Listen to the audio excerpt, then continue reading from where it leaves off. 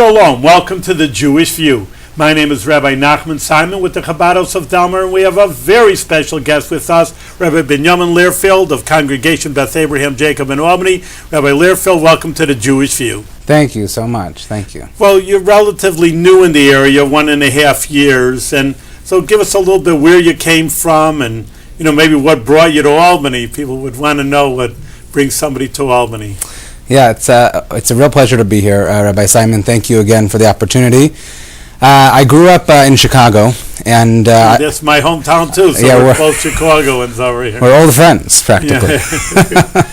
I'm always looking for someone who says "pop" with me. I'm the only one who says it. But no, I grew up in Chicago, and always had an affinity for the smaller type of communities. And after coming to the East Coast for college, when I was at Yeshiva University, and then subsequently where I studied at Yeshiva University for the rabbinate to receive smicha, ordination.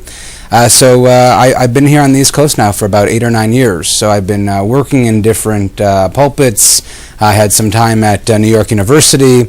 I worked at Parkey Synagogue. I worked in Ohio. And when we had the opportunity, my wife Orit and myself, to move up to Albany, we're very excited. There's so much excitement here in the area, in the capital region.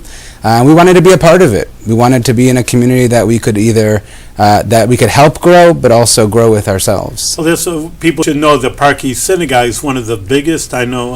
Yeah, it's a big change. So it's like but going from New York, people say, "Well, going from New York from such a temple like that, Parkey Synagogue to Albany."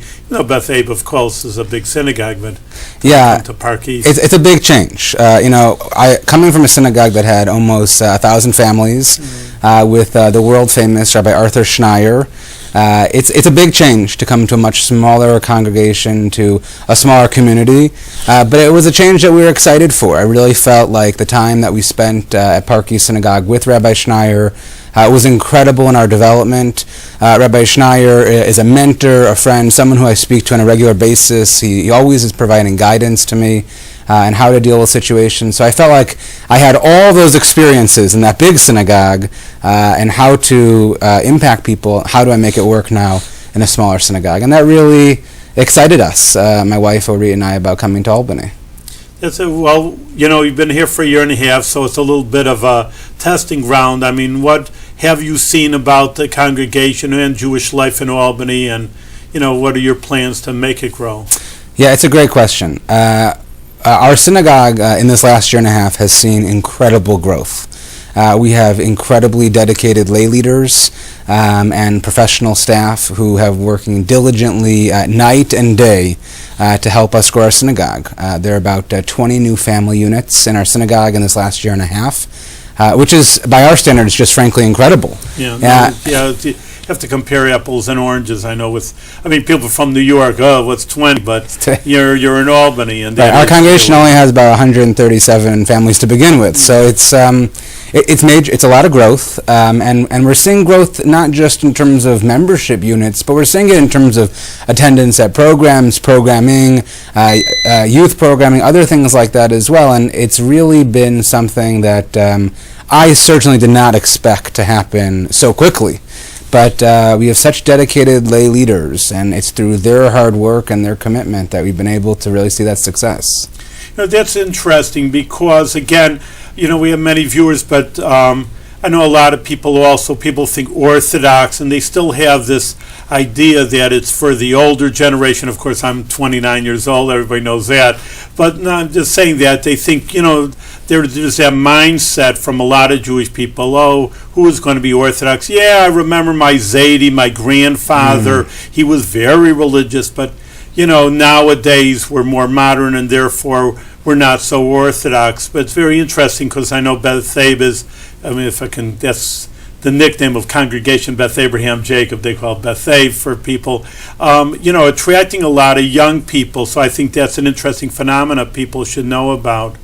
Yeah, it's a great point. I won't tell you my age because, but no, you're making a great point. We have a tremendous amount of young families who have either moved in or who are being engaged, and part of that is the culture change and the new culture that we're creating at Beth Abe, at our synagogue.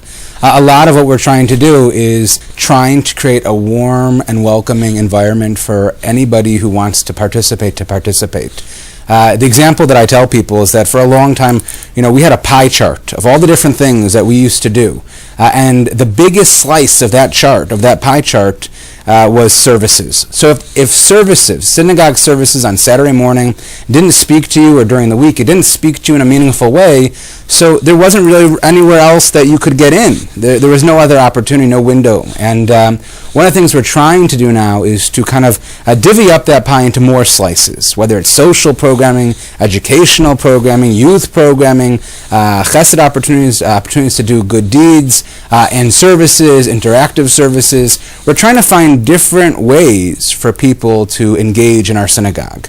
And that's really what we're seeing that success is. We're seeing that warmth and some of those creative, out-of-the-box ideas really speaking to a large, broader audience. Yeah, right. Yeah, I know with the Chabad also that when you take services, that's what I'm saying, temples were very service-oriented. And really, really, like you're saying, it's one of the last things that a newer person wants. You would think that, synagogue is for services. But really, and I don't know if it's true about other religions, they say, because the Jewish people are not that into praying. It's interesting, they're the chosen people, and they should be the prayers, and it's really not number one, and you say, come pray, and that's not going to turn too many people on, or, just come to services. So it's really, they get into it, okay, maybe I'll come for a Sabbath or Shabbos service. It's like I say, one of the last things that they're really interesting. So if you're in that old orientation, synagogue for prayer, 3 times a day a Jewish person prays, but how many people really want that? Or if they do, it's a yortzeit, which is the anniversary of someone's death, or one day a year on the holiday. But if that's all they offer, then it's in a way a turnoff for a lot of people. And I'll just add to that, which is that I like to tell people that I'm in the relationship game, right? My goal is to build as many relationships with as many people as possible. And it's something that speaks to a lot of people, that we're not here trying to chase you down for membership. We're not here to try to nickel and dime you. We just want to build relationships with you. We want you to feel welcome in our synagogue. And I'll just say as a side note, in terms of services, one of the things that we've been really trying to do is to run a more meaningful service, so that when people do come to participate in services, they're more meaningful. I will also say we are a little bit more on the brief side. We're done. We start at 9 a.m. and we're done at 11:15 sharp. But we're trying to maximize the impact that our services can have, and we're always trying to find different ways to make those services come alive and speak to you. So services are a big part of what we do, but it's not what I was saying before. It's not the only thing, kind of like what you were saying. It's not the only thing that we do. So we encourage people to come at 9 o'clock, come at 10 o'clock, come whenever you'd like on Saturday morning. And if you don't come, don't worry, we don't take attendance. We just hope to see you soon. Yeah, I don't know how, it's interesting you made that note, because like membership dues, many people, again, Chabad deals mostly with the unaffiliated and says, well, my parents belong, but I just didn't want to pay, again, if they're only coming 2-3 days a week, a year, let alone hopefully a week, but only a year, hey, I didn't want to pay those tremendous amount of dues, so, I don't, and they don't invite me, so therefore I don't go anywhere, and then I have to, my job is to pick them up over here and boost them up, but I know membership dues is a real bit of a bone in the throat for a lot of people, not only the Orthodox, but Reform, Conservative. I hear that across the board. They just don't want to pay, and it's big money for how many, you can go to a Super Bowl game for, I'm just saying, so how much money they're charging for if you're only going to go 1 or 2. Yeah, dues absolutely can be expensive, and our philosophy at Beth Abe is we would never turn anybody away for financial reasons. Different than other synagogues, we don't need to see your tax information. We're more interested in getting you involved in what we're doing than we are in making you an official member.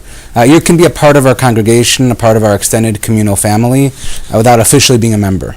Membership is important, though, because that's how we help pay for all the expenses and all the programming. But you don't want to be a member, you want to make a donation. Donations are always welcome, as you know. So we'll take whatever we can get. No, that's an important point. It's like a lot of outreach.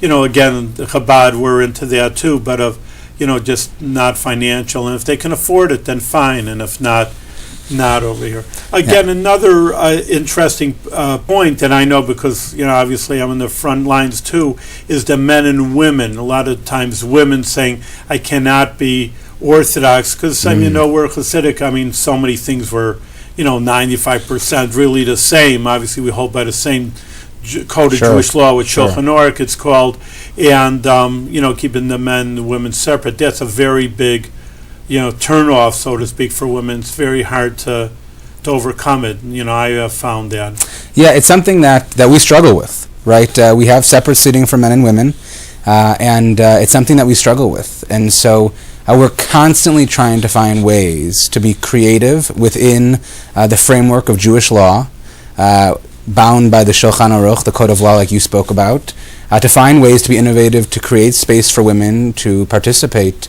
in some type of meaningful way, or to make it as comfortable for them as possible.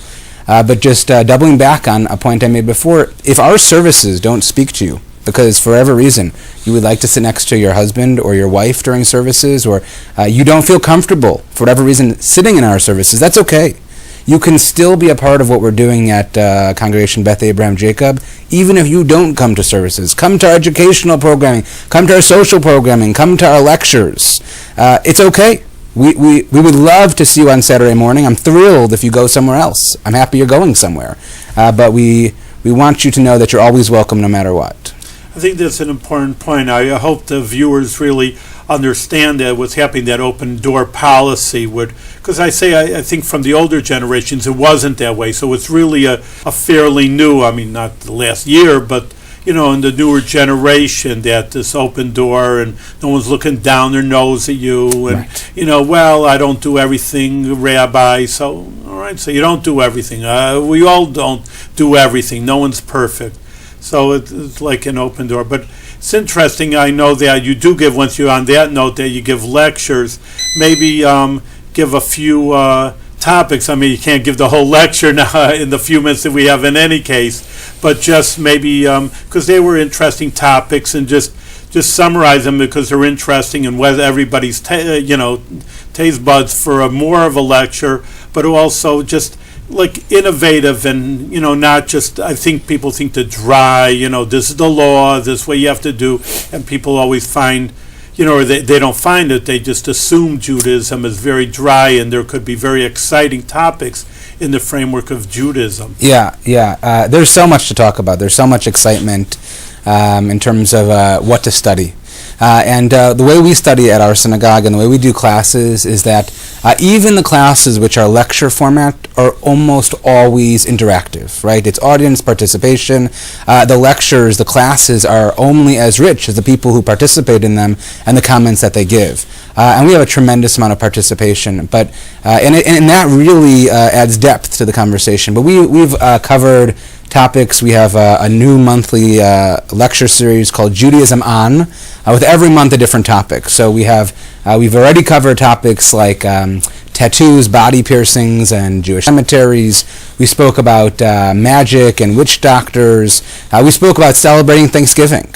And each one of these lectures has a different kind of direction, a different thought about Judaism's perspective on those different things. When it comes to the holidays, we're always trying to find ways to study about the holidays in meaningful ways. So, for example, one of my first lectures that I ever gave at our synagogue about a year and a half ago was a lecture around Hanukkah time, as we celebrated the Jewish Festival of Lights. And I gave a lecture on the dreidel, the spinning top, and the history of it and its meaning. And some people thought I was being silly, like, oh, what is there to talk about a dreidel, a spinning top? But I have to tell you, we really got some interesting thoughts, some deep perspectives, and it was fun. It was fun to discuss things like that. So always trying to find innovative topics. I tell people that my ideas don't come just from my own head. They come from questions people ask me. So just to name a few of the upcoming topics that I hope to cover in the next couple months include things such as Judaism's perspective on medical marijuana. Our next upcoming class is talking about suicide, to prevent sickness and other situations like that. And then we'll start talking also about other holidays as they approach. And we'll talk about issues with women and women's involvement in holidays, specifically whether or not they'd be allowed to read from the Megillah, which is read on Purim, and all those different types of things, trying to always find ways to make the texts come alive and speak to the listener and speak to the audience. So I hope the viewers really understand. I mean, these are contemporary issues: the marijuana, the suicide. People didn't contemplate as much. Obviously, there was forever, but in more and more, it's become an acceptable means of passing away. And I mean, whatever, the tattoos, people walking around with tattoos. Again, I'm 29 years old, but in old days people didn't have such tattoos, but now it's become quote-unquote normal for people to have tattoos. These are very contemporary issues where Jews have to deal with it. Hey, can I do it? I mean, I want to be cool and, and be with everybody else, or hey, it's something that Judaism doesn't allow, and you're going to have to put your foot down. Yeah, and one of the things that I really try to do in all of our classes, whether it's myself teaching or somebody else teaching, is that every class is accessible to every level. So whether you're a beginner or whether you're incredibly advanced, we always make sure that there are extra sources, extra things to read for those who are very advanced. Everything is always with English. So a lot of times people will say to me, they'll say, Rabbi, I want to come, but I'm afraid, I'm embarrassed, I'm not going to know anything. How am I going to keep up? And I tell them, just come. I promise you're going to have a good time. I promise you're going to learn something. Don't worry. And after they get past that hurdle, it's they never want to stop coming. And so I teach a weekly class called Torah and Tea on Wednesdays. And we started off, and we serve tea and crackers, and we just study, really verse by verse as we go through the Torah, as we go through the Bible. And what's amazing is we started off with 2 or 3 people. I was studying with these 3 individuals, and we're now a year and a half later, and our group has grown to about 15 to 20 people who come every week. And it's exciting. It's exciting for me to learn from them. So I encourage everybody to participate. Just a fast, cute story. Like you say there, you can learn from everybody. I was learning with one of the person in our group was a cardiologist, and we're learning a little bit about the Shema, and it says you should love Hashem, love God with all your heart and soul and might. Oh, this is amazing. So it's a nice sentence, fine, but to be so amazing, it's amazing. He says, what's so amazing? He says, when was this written? I said, thousands of years ago.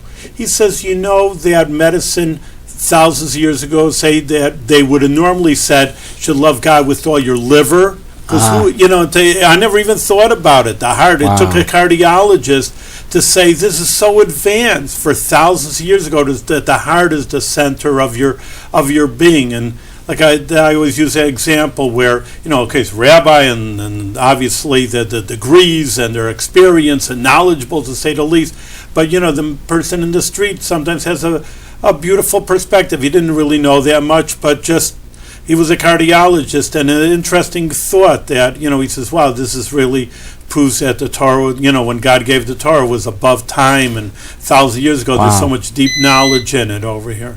So I just say it is interesting. It's actually, of course, there's a quote, you learn from your students that they push you. Like, say, people ask questions, and that you have to dig a little further to find, hey, why a dreidel, or, why are we playing a stupid toy? This is part of Judaism, playing with toys. I mean, that's a part of Judaism. So you have to dig a little further. So you do learn so much from your students. Yeah, and that's really what it's all about, learning together, right?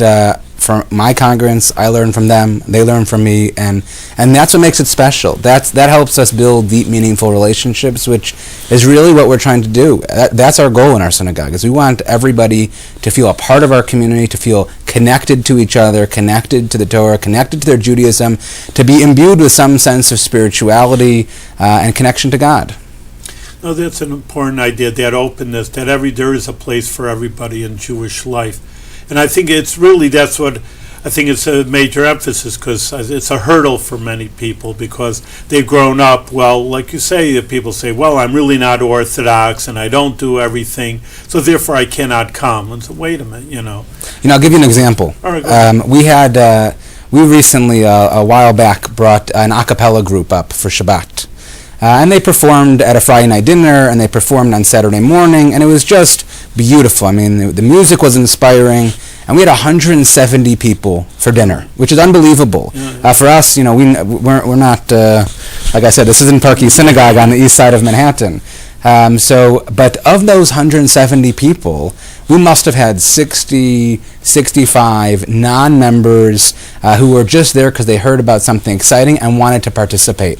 And that's we are so excited you want to participate. We're so excited that you want to be a part of our community in that way. And it was fine that we didn't see them at services the next day. And we hope that for our upcoming programs that we have on Friday night and during the week, that we hope to see them for those programs too. But again, we don't take attendance, but we love to see them. That's an important point, that open, like I say, that there's room for everybody. Do you have any, like, in the last few minutes that we have, like, a thought for the future of our, plans? If you can tell us your, maybe not long-range plans or short plans. And I charge for those. No, no, we're constantly trying to evaluate with the lay leadership. Like I said, I'm very blessed to have incredible lay leaders, our board, our executive board, incredibly talented people, and all the work that we're doing is really a partnership. It's a partnership between the rabbi and the synagogue and that lay leadership. And so we've begun the process of developing a strategic plan, finding ways to continue to reach out, to create Congregation Beth Abraham Jacob that can really be a home, a real spiritual home for all of your needs, whether it's education, whether it's, like I said, social, or to do good deeds, or to pray. We want Congregation Beth Abraham Jacob to be your home in that way. And we want to be able to be there for you during happy occasions, and heaven forbid in hard times. And everything that we're doing for the future is really going to be focused on that. And how we do that remains to be seen. But I think, again, it'll be with innovative programming, exciting ideas, creative ideas, hopefully, and ultimately a really strong leadership from our lay leaders and our volunteers in our synagogue. Together with that, you touch upon it, the life cycles. I mean, the births. A lot of times people come to the temple. Oh, we have a baby naming. Of course, bar mitzvahs is probably the number one. Well, maybe then the funerals. Maybe I shouldn't say it. Then the funerals are also a big ones. I don't know about the numbers, but of course, I mean, you need a rabbi. Not incumbent. You can have a baby without a rabbi, of course. But that's when a lot of people come. Rabbi, need. We need to go to synagogue or a Hebrew school. The youth that need programming. Yeah. People want to do something for their youth, so that's all part of. I know there's a lot of programs for the kids. Yeah, one of the pieces of our strategic plan that we put into place this year is that we developed our youth program. And that meant hiring new staff to work, very talented staff, to coordinate this program. So every single Shabbat morning, we have a co-curricular program for our children, basically from birth all the way through 12th grade, where we have programs that are educational, that are informal, that are exciting, and that are engaging for our kids. Shabbat morning is not about sending our kids with babysitters. It's an opportunity for us to do what I like to call informal Jewish education. And we've done it, and we've seen a lot of growth in terms of parents coming and children dragging parents because they don't want to miss out on all the fun that's happening. And what's happened almost organically is that the excitement of Shabbat has kind of spilled over to Saturday night. So now we have some youth programming on Saturday night. We have parent-child learning programs and a little bit on Sunday as well. And so that's it's happening organically. It's happening because there's a need for it, and people are asking for it, and we're trying to help provide that service for them. Well, I know the NCSY is the Orthodox Youth Programming, and they have different programs. Sometimes you have conventions there too. I know always in the past. Yeah. We have a wonderful relationship with NCSY, which provides our high school programming. And we've begun some new programs this year, which include things like Thursday night learning programs. And they're called technically Thursday night learning programs, but the learning is not learning like in school. We always provide some type of delicious kosher meal, usually shipped in from New York City. So that's how I make sure I get my fill of Chinese food. It's one of the few perks of being rabbi. You get to choose where the food comes from. So there's nothing like kosher New York City Chinese food. But so always trying to find ways to engage our youth through our NCSY programming. We have amazing college students who come up about twice a month to work with our kids, to be role models with our high school kids, and help turn them into the future leaders of the Jewish people. No, I think that's important. Well, we have we're almost out of time, so I want to thank Rabbi Binyamin Lehrfield. You see that you're young, and I'm also young, but in any case, young leadership, it's important. I mean, like I say, it is an important point that Orthodox Jews are young. That's one of the, I think, stumbling blocks people have. It's only for the old-timers, and it's just not true. And I don't know how many old-timers there are anymore, to tell you the truth. They're dying out, and really the Orthodox community is really very, very young. And because there is a great growth rate, number one, in the children and the families, and it's where I think the future is, because people, the Jewish children, I mean, the adults see that if you're not engaged, it's a whole different situation with assimilation, that if they just have this very minor cursory idea of Judaism, like, again, bar mitzvah and I'm out, by the time they're in college, they've lost it. And if they're engaged, hey, there's something interesting, they have good friends, good education, then they'll stay with it. But just to be external and just go through the motions, you see the youth assimilated terribly. So, in any case, doing good work in the Albany, the congregation Beth, Abraham, Jacob, and give our blessing ourselves that you should continue good work and things should grow and more participation and Judaism should be alive and well. Thank you very much. Thank you so much. Thank you.